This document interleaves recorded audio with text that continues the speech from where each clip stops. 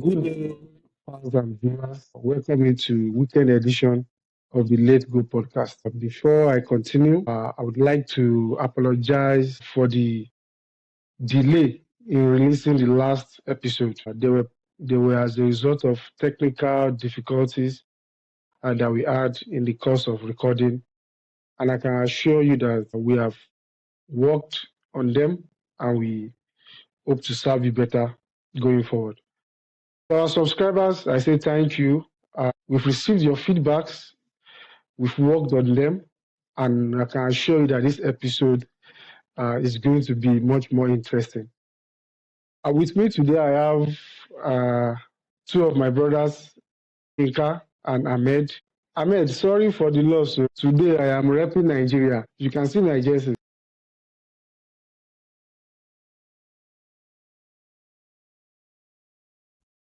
Then I have Yinka with us also. Yinka is a Anita fan.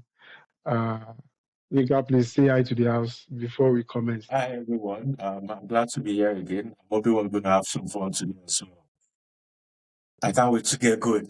Let's go. Okay, today's episode is going back to of punch, and in the course of the day, we've had some interesting results across the leagues. In England, we've seen Liverpool open a 6-point gap at the top of the league.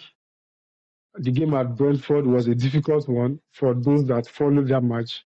At a point, it looked like a stalemate, but Darwin Núñez came to the rescue. In Italy, we have Juve ending a run of 5 draws by beating Milan. We are going to discuss what the top 4 situation looks like in Italy. We also have Leverkusen in Germany extending their unbeaten run to 11 matches and keeping the 4-point gap with Bayern. That will also be discussed. We'll also be discussing transfer updates. Guardiola is spending left, right, center. Is he buying the right players? Is he sending a psychological message to the rest of the league? We would also discuss that. But before we go too deep into the discussion, today's episode will be in 2 parts. We're handling the first part now. I will be discussing some other interesting topics in the second part. Ahmed, Arne Slot has opened a 6-point gap in England. Is it game over already? Well, it's never over until it's over. It's not the same before. But it's we went to Brentford. How big it was, it really was, like you said, for those who followed that game. Found it that though they were dominating, you understand, the game was a bit one-sided, but breaking the 36 deadlock shots from Liverpool was the actual difficult part. But as would have it, the mentality came to play. They ended it on a high note. Imagine the hero, Darwin Núñez of all people, ended the game with a brace late on. So it was an impressive victory. That is champion stuff. That was really impressive. So right now they have that advantage on their end because Arsenal stumbled at home to Aston Villa. They went 2 goals ahead. They looked like they were going to win that game, but Watkins and Selemans had other ideas. So that is very big for Liverpool. Ahmed, I will let Yinka talk about Arsenal. Yinka, I need you to build on what Ahmed has said, and I want you to touch on Arsenal before I say my mind about Arsenal. Well, with regards to us now, there's nothing surprising anymore. This has always been the story for years now. I would even say it's always been the story since the last time they won the league. I think that was in 2004. I mentioned last week that I actually think that the title race is over already. Even if Liverpool had not managed to win against Brentford today, I still would tip them as massive favorites to win the Premier League. And that's based off the fact that you cannot count on Arsenal to be consistent, especially when it matters most. They've done, what they've always done over the last few years. Further when you expect them to hold their own. It's not like the 4-point gap, especially with the game in hand that Liverpool have. It's not like the 4-point gap was really something that they would No. Before today's game, it was 4 points. Before today's game, Yeah, yes, yes. before today's game, it's not like they were going to easily surmount that 4 point gap. But now they've made it even six, and Liverpool still has a game now. So it's nothing surprising to be honest. And when you consider the fact that they've got injuries, they still lack a focal point up front. I think Liverpool can. Well, I wouldn't say start celebrating, but Liverpool can start looking forward to May. Okay, Ahmed, today is 18th of January. You are Arsenal sporting director. 6 points between Arsenal and Liverpool. About 17 more matches to go. Can still possible. Anything can still happen. Give me two players you'll be looking at in the market to At the make top of an my instant list, impact. I'll leverage on the Osimhen situation and get him over to Arsenal at the top of my Are you list. trying to be patriotic?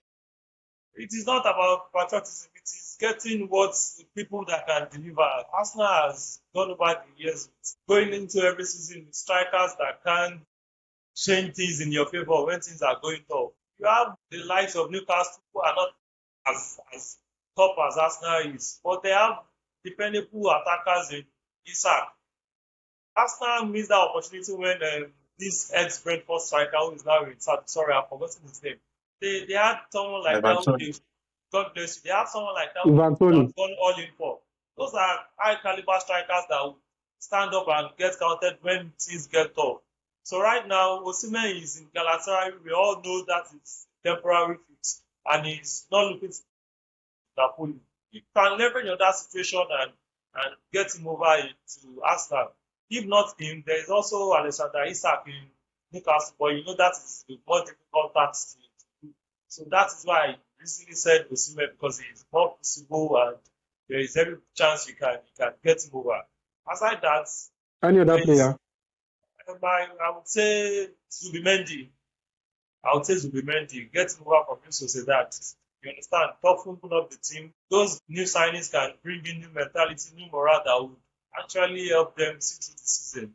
So they need players like that, not the likes of Ahmed who are usually inconsistent. So they need more dependable strikers. Albert was once called generational talent. Hope you know. The person needs to deal. Whoever said Ah, he was advised by a madman. that. Okay, later, Newcastle were well beaten today. I saw the match against Bournemouth and they were served a bit of their own poison. It was an interesting match, end to end, and a great win for Bournemouth. But then Newcastle are still in the top four. They are just a point behind Chelsea. I'm asking you two questions now. Do you see them in the top four at the end of the season? And can you give me your top four come end of the season in England? Well, just to correct you, I'm not sure they are behind Chelsea. I think they are above Chelsea. They are I think above Chelsea, a point yeah, ahead of Chelsea. yeah. So they are currently above Chelsea. I think I mentioned, I don't know if it was in private, that I think that Chelsea will finish in top four. I might be willing to change that prediction now, going by the way that Chelsea are doing at the moment. But I still think that with experience, they do not have much experience. That's the problem. But they're not looking to buy any player Are you in referring to January. Newcastle or Chelsea? Chelsea, I'm looking at Chelsea. Well, because their aim is top four, I think they have the squad to finish in top four if they don't give their all. But as far as Newcastle is concerned, it's hard to say. Sorry. Yeah, I think they have the squad to push. Basically, if you look at the way that they've played this season, they've been playing a completely different squad in the UEFA Conference League and a completely different squad in Premier League. So that tells you that they have two completely different squads, and they are still even tipped as favourites for the Conference League. For Newcastle, it's hard to say really because in the last 3-4 seasons they've been in top four once. They actually qualified for the Champions League. They have the experience to hold on, especially when the competition is when you have teams like Chelsea, Manchester City breathing down your neck. Do they have the experience? Do they have the calmness to keep on grinding wins? Today is a pointer to the fact that they might not have it at home against a Bournemouth team. Even though Bournemouth has been quite impressive this season, you would still expect that at the St James Park Newcastle should either get a win or at least hold out for a draw. So to lose in the way that they lost, it tells me that they may have the Arsenal syndrome, falling when it really, really matters. So it's hard to say if they're going to finish in top four. I think we would have a clearer idea with about when you've played maybe about 30 games. There should be some sort of gap between those teams that are fighting for the top four spot. Nottingham Forest might end up joining the likes of Chelsea and Man City, and then the final 8 games of the season would now be where you get a lot of excitement, and whoever just Well, you have made fair points, and you see, okay. So you are holding on to your top four prediction. Well, for now, I would still say that Chelsea might make it. I'm yet to see how players like Mamouche and Kusanov from Lens, I'm yet to see how they will settle with City, especially because you would agree with me that most of City's problems would be more psychological, not that they do not have the quality. So players really, for me, the way I see it is that they've bought these players with next season in mind. They want them to adapt over the next 6 months, A and the next complete season overhaul. is keep up. I don't think they really bought, especially when you now consider that they could also be punished in the Premier League, so they may not be able to buy players this summer. It depends on how that situation goes. So I do not think that Man City have bought these players because they necessarily want to compete for top four. If they are able to tweak what is wrong with them psychologically, then Man City would most likely get a spot in top based on quality alone. They have quality players. But Arsenal, Liverpool, Man City, you have one spot left. That could be fought for between Nottingham Forest, Chelsea, and Newcastle.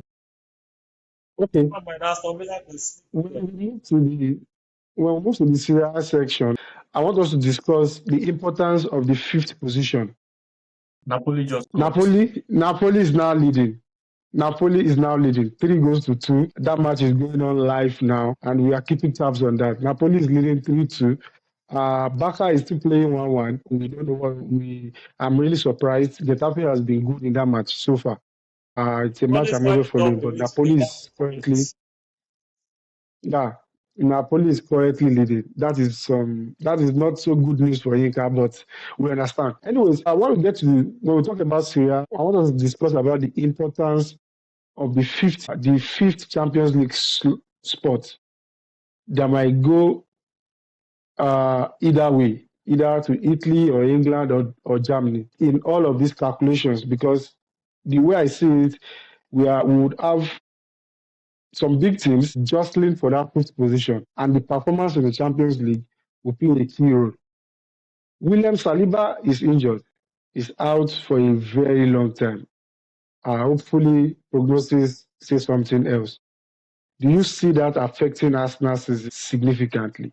Does that put their top four? Does that put their top four position in doubt, considering how important it is? Well, it depends on how you look at it. If you take into consideration the fact that they've also lost Saka for quite a while, they would also be losing Saka for quite a while now. I'm not sure how long he's out for, maybe 3-4 months. And they've won Saliba, only one match in yeah, 2025. uh-huh. So Saliba is a very huge loss. He's one of the best defenders you have. Normally, for any team that's competing for huge, important objectives, you would expect that they wouldn't want to lose, their key players. Saliba happens to be one of the key players for Arsenal, same as Saka. So when you consider the fact that they are losing both, at this stage of the season, then you have to say it's a very big loss for them. Very big loss.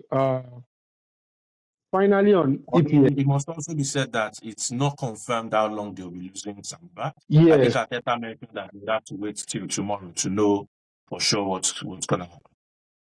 hopefully it's not a long one. Finally, on England, Ahmed, midweek, we saw Ahmad Magic, the man from Cote d'Ivoire, delivering a spectacular hat-trick for Amorim's United. How much of an impact do you see that performance making on their season? There is someone who was going to save Manchester United.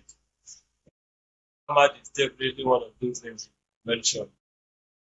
If you're looking at the way their season has gone, he has been one of the most consistent, not by the league standard, but Manchester United standard. He has been one of their most consistent guys. He has been one of their go-to guys. He turned up and saved the day. The game was surprising because Southampton started like they were going to roll over Manchester United. Onana had to make some magnificent Very save shocking. to keep Manchester United in the game. You understand? So, but they didn't take their chances, and that is what top flight football is all about. Don't take your chances, you get punished for it. So, game turned in Manchester United football, and they took their chances. They made their experience and their status count. They punished Southampton for all the losses there, all the missed opportunities, because they had a whole lot of them. So they scored just one of their chances, and later in the game, Ahmed made them pay for it. He really turned up well, and those are the kind of ways that could push the morale, that could bring back confidence into the team. No, I said it the other day. You were asking if Manchester United was going to relegate. I said they would get one or two wins That was give th- that that would was give them banter this material. that would give them confidence that would push them back up. But that be enough to get them into European positions. That is, I'm not sure that they need more than that No way, no to make such a way. push. European position, no way. Just you never can tell. Juve went from Your thoughts on your not winning in 10 games to winning the Serie A league many years back. Football is a funny Yinka, sport. Yinka, your thoughts on United? So against Southampton, I don't think the game they really did well in that match. I think, especially when you consider the first half, Southampton had chances to go at least 2 or 3 up. But as it is with most small teams, when you don't take your chances, you eventually get punished for it, and that's what happened in that game. They slept off in just at the most important part of the game where they needed, all their concentration, and Manchester United took advantage. Whether that would translate to a good run of form for Manchester United is what is left to be seen. They are playing I Brighton think next. that when they play, Brighton sorry, Brighton, tomorrow. Brighton tomorrow. which is another tricky opponent, a team Yeah. that is always ready to embarrass you if you do not sit up.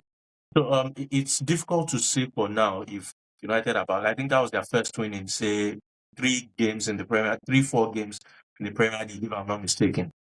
So it's difficult to say. They would need to put up wins. With wins, maybe gain some morale and confidence. So maybe they need to put up like 2, 3 wins. It doesn't matter how the wins come, whether it's through a penalty, own goal, scrappy win. Just keep getting those wins on board. Confidence improves, and then performance can follow. But at this point, it's difficult to say. Well said. We can all agree that Manchester United will not relegate this season. Well, that is a fair point. Before we move to any other league, last week on our last episode, we discussed the potential El Clasico final that was coming up, and Inca and Cars gave their opinion on how unpredictable that match could be, especially if Barca gets in the groove. Unfortunately for Ancelotti and his charges, Barca indeed got in the tiki-taka groove, and oh boy, it was a whitewash. So, Ahmed, did you expect that level of embarrassment I'm not sure for anyone Madrid? saw. I'm not sure anyone saw that coming. Yeah, I expected Barcelona to, but not in that fashion. It seemed like they were playing against Las Palmas at some point. That was not what people used to do. That was training session Really embarrassing. material. That's the kind of result that gets your push fine. But Ancelotti being who he is, so that, but that was really embarrassing. That was not. In fact, Inter and AC Milan, who are not up there yet when we compare the calibers of this team, they gave us a more interesting final in the Super Cup final. But their Clasico final was really not there. It was really one-sided. Then Real Madrid go back to the drawing board and see what they can do about this Barca situation, because they also lost in similar fashion by 4 goals to 0. So you shouldn't lose that back.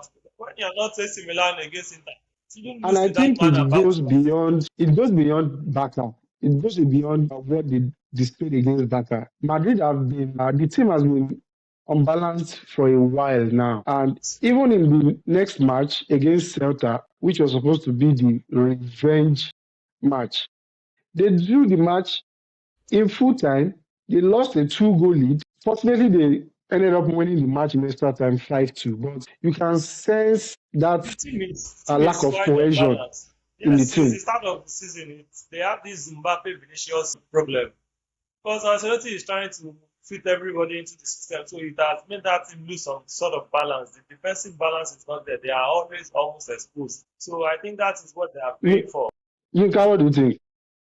I think I agree with Ahmed. The team lacks balance, and that is mostly due to the fact that Ancelotti is trying to satisfy most of his star players in attack. I think they were very fortunate against Barcelona. That match could have ended seven goals to one or 8 goals to one if Barcelona had not received the red card in that game. I think that after Barcelona received the Yeah, red card, they actually took their foot off the pedal and decided to just manage the game as best as possible. But 11v11, Barca would have scored at least 2 or 3 more goals. With regards to Real Madrid, I completely agree with Ahmed. It's a case of lack of balance, basically. And I know that Ancelotti has had to struggle with a lot of injuries, especially in defense. But at the same time, I strongly believe that 4-4-2 is not the formation for this squad. I think that it doesn't bring out the best, in terms of the attributes of players I that they think have. he just picks 11 players. I don't even know what formation they play. It's hard to say that there's no balance in that squad. Once you've gone past their press in attack, the entire defense is exposed. So and I was following a Real Madrid fans tweet the other day, and he said that Real Madrid has never been a club that really focuses on the tactical side of the game. Their intention is just to put players on the field, start players, get results, win trophies, and that's all they care about, which is true. But sometimes you actually have to focus on the tactical side of the game. That is the reason Yeah, why football is evolving. you got exposed, in games like the El Clasico that was played last week. So I hope they get their acts together, but as it's going, it's difficult to see them doing well, especially in the Champions League. They may win the league, because obviously Barcelona, I do not think that they are strong enough. They've got too many youngsters. The experience is not there. And then, just like I said last week with Atleti, they lost, They today lost. They 1-0. lost today to They left Leganes. it late until the 90th minute before they got a penalty, which they eventually lost. That was one of the things that I talked about last week. I think it just paves the way for Real Madrid to go on to win the title, not because they are particularly great in terms of their style of play and performance, but the competition is not serious, so to speak.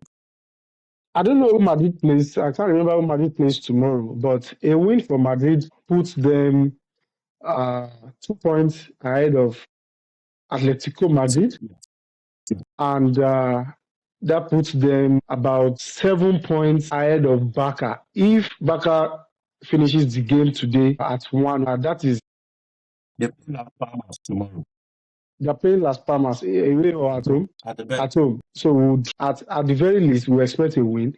That would open at least more points for them in the league. Like you said, the Champions League might be a tough ask this season. But then it's Real Madrid for a reason. They are not a 14 times league champion for nothing. So you It's the can't Champions League. write off except Madrid does not make that second round. We cannot write them off. But the league looks That's true. but the league looks more probable at this point. We've covered England and we've covered La Liga. I want us to talk about the Bundesliga. And in the Bundesliga, there's a silent battle that is going on. And a lot of people are not paying attention to it. Leverkusen are on a 12-match unbeaten run, if I'm correct. 12 or 11. 11-match unbeaten run.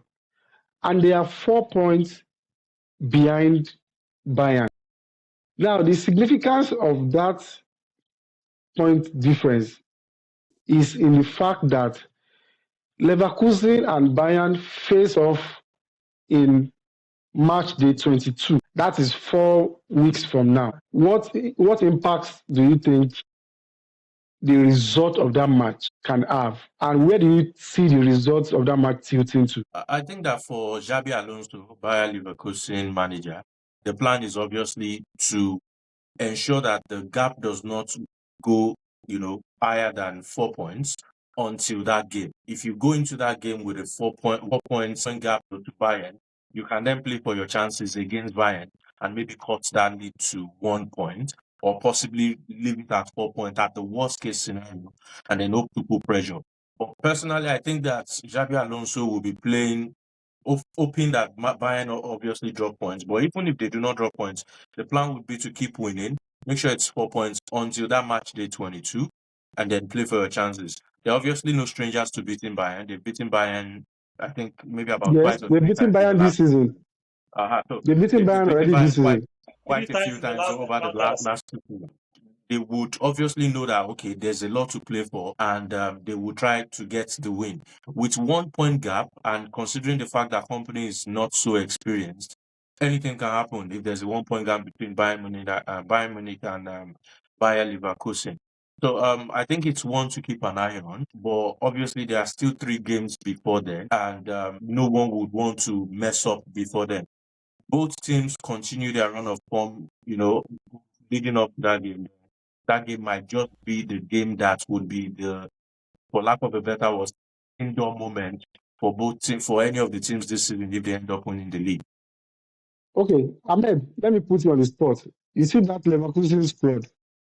If you are allowed to pick a player from that team today, which player would you pick? I think I would go for Florian Wirtz. Reason Why? being that Milan last touch player, very good position.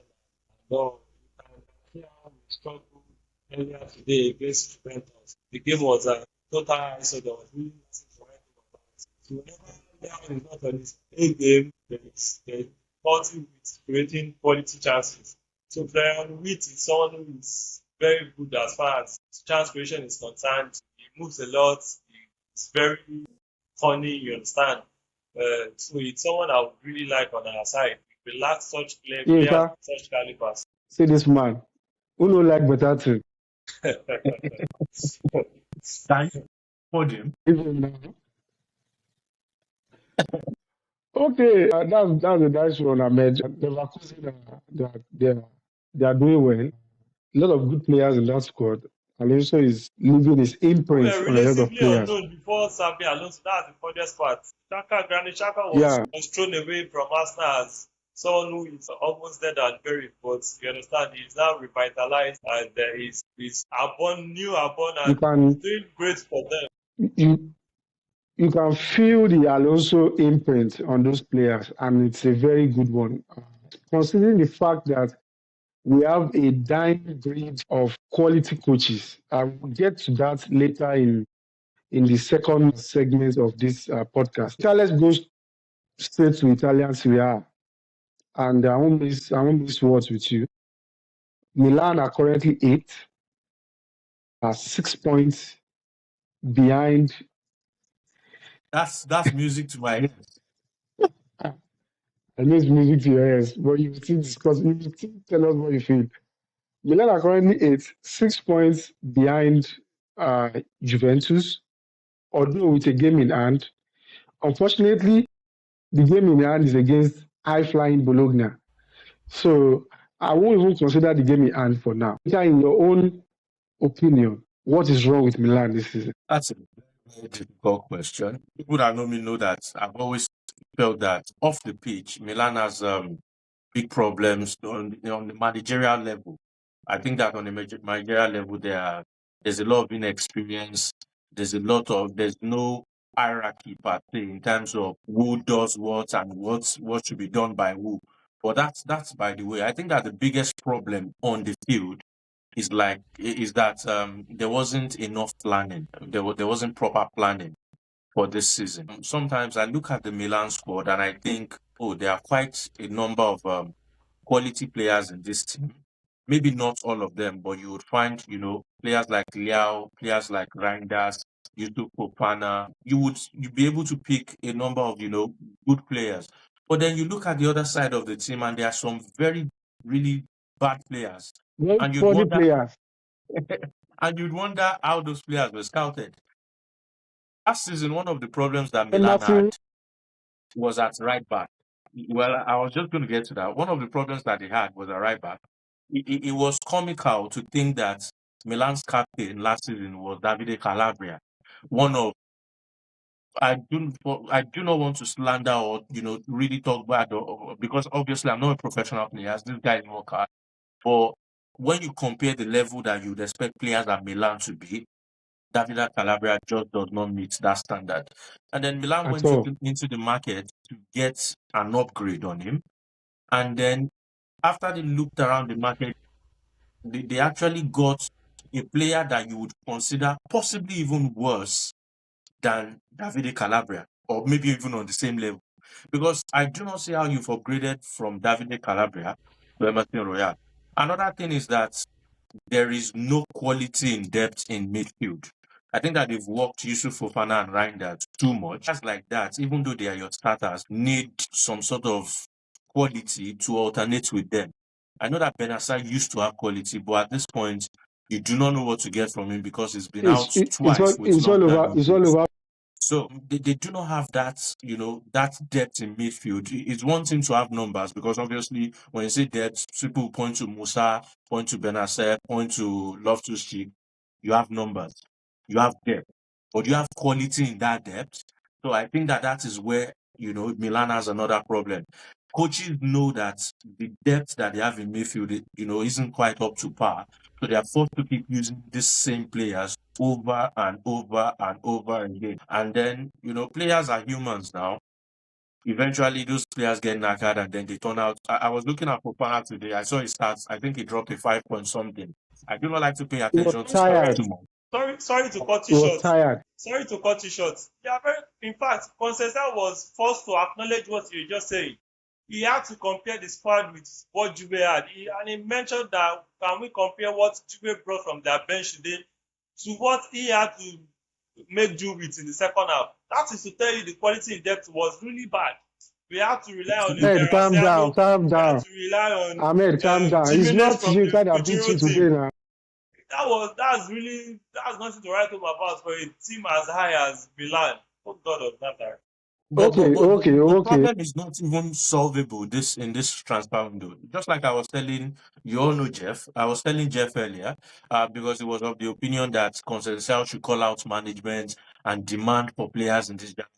And I was like, who do you get in January? Most clubs just want to sell off their scraps. Clubs is just like a Man City approaching Milan at this stage of season and saying, "Give us Reinders. Who is your best player? Would you rather release Reinders or you release Loftus-Cheek?" So players do not, necessarily always release their quality players in January, except for some, unusual cases. So I'm of the opinion that there's really not much that you can do to solve that problem now. You just have to get what you can get out of that squad at the moment, and then wait until summer to plan again. Okay, Ahmed. Even in the midst of the scarcity of players, is there any player in mind that can be brought in or promoted to at least show up the numbers in midfield? And in attack, especially the striking position, is appalling. One thing about Milan is once you go on our social media pages, there is never an end to the links with numerous players. We are always interested in so player according to reports. But the question now is, rebuilding your squad doesn't have to do with incomings alone. You need to sell, you need to bring in money. It is these funds that you use to get the necessary additions you need. Imagine we were on to Kone before the start of the season, who would have been an impressive deal. You can see what he's doing for Roma. But there was this clause, we needed to move on Benassa. There was no buyer, the point is not even the lack of buyers. Just like Inka said earlier, there is a lot wrong on our mind. We don't have a hang up since there is no hierarchy in place. How do we make sales? You understand? We couldn't move on Benassa. That led to us dropping our interest in Kone. Now you can see what Kone is doing for Roma. He's, he's arguably their best player right now. You understand? So those are players who would have helped our situation. Reinders and Fofana, their quality is not lacking, but you can see now they can actually hardly do what they used to because they have been run to the ground. They are tired. Okay. Fofana, your DM is someone who should be Ahmed is really upset. energetic player. Let him vent.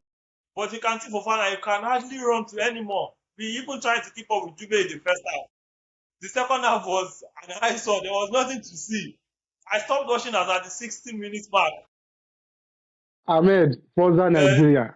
Forza Nigeria. It is well. He's really upset. Let him vent. Yega, Calm And down. it is Yega, worse Yega. because the was raised our hope by winning a Super Cup and we thought there was something there. We never knew it is You better, the initial you better ground. drink Gary. You better drink Gary under your Super Cup. I've focused on next season. Yega, finally on We should Milan. have lost that game to Juve and we should have, this is Ahmed, the same Milan. But now you raised our Ahmed. hope. We thought Milan is back. Meanwhile, we are not back from anywhere. We are still in not back champions. anywhere. Okay, Yega, finally. Do you see Milan making it top four? Honestly speaking. That's a very tough question. I'm trying to think of what the table look like at the moment. That would be Napoli 1, Inter 2, Atalanta 3, Atalanta, Juventus 4, 4, Lazio 5. Lazio 5, Bologna 6, Fiorentina 7th. All right. I think it will be very tough. I think that Milan would need to go on. We're on match day 20 or 21, if I'm not mistaken. Now. 21. So we have 17 games left to play. I think out of those 17 games, if Milan need to have hope of making top four, they would need to put together a run of either 8 straight wins or 5 straight wins twice in 17 games. There's something that straight win does for your psychology, and not just your psychology. It also affects the psychology of those competing with you. When you win games in a row, the teams competing with you are, obviously scared and thinking this team is back. This team is strong. This team is really strong. Even when they need to face, especially in Serie A, even when they need to face you, they face you with this fear of, this team would most likely be tough. So Milan would need to put together, very, very strong wins. Whether that will happen is what I'm not sure of. I do not think it will happen because I think that Milan is also an emotional team. They run on what's the word that I'm Unbiased. looking for? No, not bias per se. They run on emotions a lot in the sense that if Milan is in a good moment, you actually see it in their game. But once they face a difficult time, it affects them as well. They are not able to quickly bounce back when things do not go well. So because of that, I actually see that unlikely to happen. Another reason is that the teams that they are competing with, you have Fiorentina, you have Lazio, who's in very good form, except for the last few games. Lazio, you have Bologna, who's also in very good form. You have even Roma breathing down Milan's neck now. So, Yes. it's very difficult. They can only hope that Italy gets a 5th spot, possibly for Champions League, and maybe capitalize on that. And even that would be very difficult. Okay. Yinka, Napoli has won tonight's match. 6 points gap. 2 games in hand for Inter. Inter is currently ravaged with injuries. Do you still maintain the fact that the Scudetto is Inter's to lose? Well, it would always be Inter's to lose because obviously they are defending champions. So, they came into the season with that trophy in hand, so to speak. They also have the best squad in terms of quality, in terms of strength, even though I think that the strength of the squad may have actually been overrated now that in hindsight. But when you still compare the Inter squad to the rest of the league, Inter still has that edge in terms of, quality. Now, the team, one thing that I've noticed is that the team lacks the fire that it had last season. That desire to, go into every game and smack opponents. That is missing this season. But going by what has happened, there's still 6 points to play for, 6 points between Inter and Napoli. And I think that that's doable.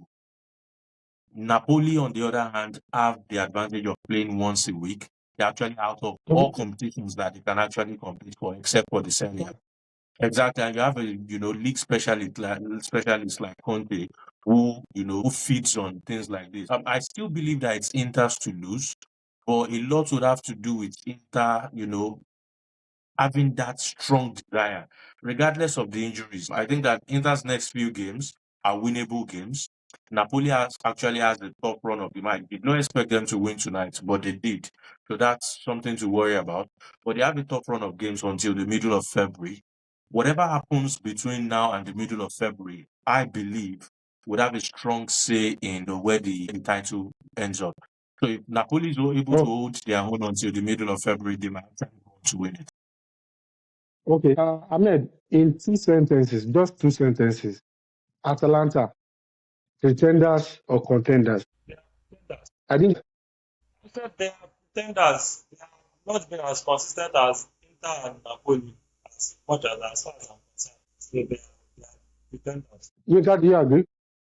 Well, in hindsight, you have to say they are pretenders, although there's still a long way to go. They are pretenders. That's the only way to put it. So far, I'm not sure how many games they've lost this season, but they would have lost about 4 or 5, if I'm not mistaken. You cannot say that you want to win the league and lose as much as 4 or 5 games in 21 games. If you look at the league, if you look at the Serie A or the Scudetto race over the past 10 years, I think it's only once that a team has lost more than 4 games in the entire season, not even after 21 games. That would be Juve of 1920, if I'm not mistaken. They've lost more than 4 games. But if you're saying you want to win the league and after 21 games you've already lost 5, then you cannot be considered serious contenders for the title. Well, you've made a fair point. And just to round up this initial segment of the podcast, the next segment of the podcast, we are going to be discussing transfer news, upcoming fixtures. The Champions League is returning in the midweek, and how the top teams will adjust their schedule and rosters to that new introduction of the Champions League are returning in the midweek. Also, we have an interesting discussion on the future of football. Football generally has changed from the way we knew it. Tactics have evolved over time. We've seen different managers with different styles. What do we expect for the future of football? So, to our viewers, to our fans, we say a very big thank you for this initial segment of this weekend podcast. Please do well to follow us on all our social media platforms: Facebook, Twitter, Instagram, the Late Go Podcast. That is the name of the handle they are looking for. This video will be uploaded on YouTube for your consumption. Also, it will be uploaded on Spotify for your consumption. In line with your feedback, we are making it short and concise for your consumption. Thank you very much. I'll see you in the next segment coming up soon.